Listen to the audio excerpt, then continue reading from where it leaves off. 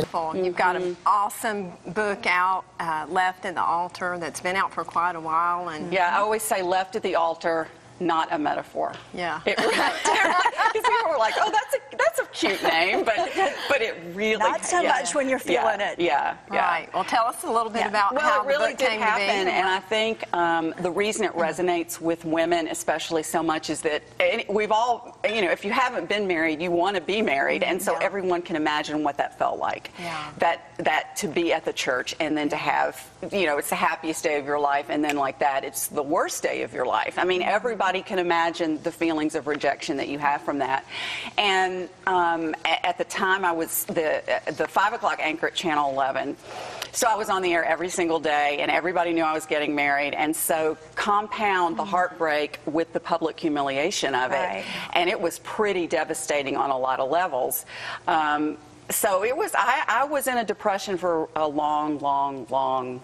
Oh, my. Yeah. How long did it take you before you got up the courage to write the book and share your story with other people? Well, what was interesting was people wanted to talk about it. Strangers, I mean, people at the mall, people would write me letters. When I got back to work, I had a stack of letters, from people wanting to say that they broke their heart, and I had this, I had my heart broken, and so I knew it was interesting, but as time went on, and I realized people still wanted to talk about it, I realized it's because we all know what it feels like to be rejected, and it hurts so much, and people want hope. They want to hear that there's hope after it. You talked about how it drove you into the arms of the Lord, and that's and we can all relate to episodes in our lives that there were that time where He drove us to His Word, and He drove us to Him, so that He could be the one to first strengthen us, and then we were to find out that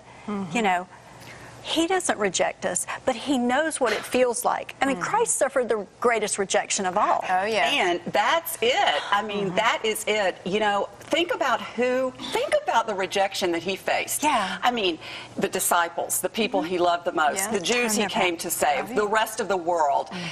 Nobody was there when His family. His family. I mean, and it makes me being left at the altar look like, a picnic. Nothing.